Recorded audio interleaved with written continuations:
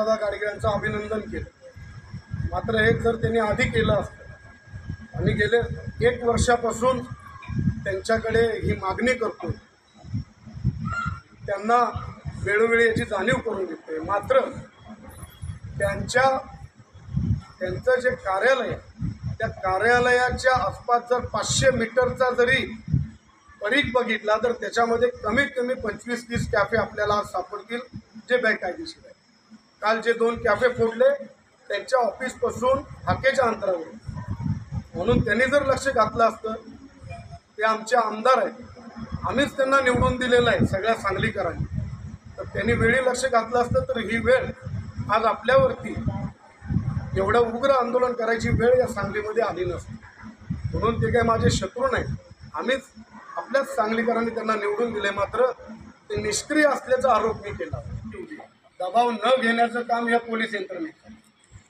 तुमच्यावरती गृहमंत्री जेव्हा दबाव टाकत होते सगळ्या राज्यामध्ये की या कॉफी शॉपवरती कारवाई करायला पाहिजे, तुमचे गृहमंत्री तुमच्या पाठीशी असताना जर या ठिकाणी कारवाई होत नाही तर मग माजी महापौर कुठल्या नेत्याचा ऐकायचा संबंध काय?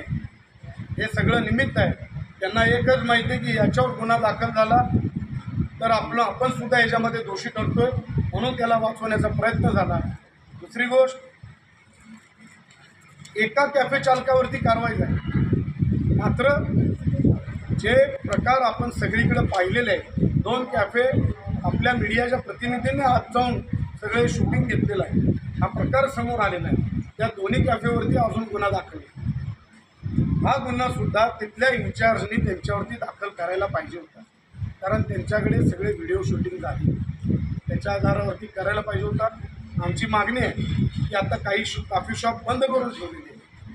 आमची मागणी आहे की महापालिका त्याचं ऑडिट करेल, इन्स्पेक्शन करेल, त्याच्या आधी पहिला हे सगळे गाळे सील करावे। जे आपले शासकीय सील असतात, लाखेचा शिक्का मारून ते सील करावे आणि जेव्हा ऑडिट होणार आहे त्याचवेळी हे सील ओपन करावे, नाहीतर सगळे पार्टिशन वगैरे सगळं काढून झाल्यानंतर कारवाईची फॉर्मॅलिटी करतो। पण काल चांगली गोष्ट आहे, SP साहेबांनी जो आदेश केला आहे त्याच्यामध्ये त्यांनी संपूर्ण जिल्ह्याच्या अधिकाऱ्यांना त्या सूचना दिल्या आणि जनतेला सुद्धा आवाहन केले की असे कॅफे कुठं असतील तर त्यांनी नजीकच्या पोलीस स्टेशनला संपर्क करावा। एक पॉझिटिव्ह गोष्ट त्यांनी केली आणि माझ्या माहितीप्रमाणे तासगाव, विटा या काही ठिकाणी आता तपासणीसुद्धा सुरू आहे।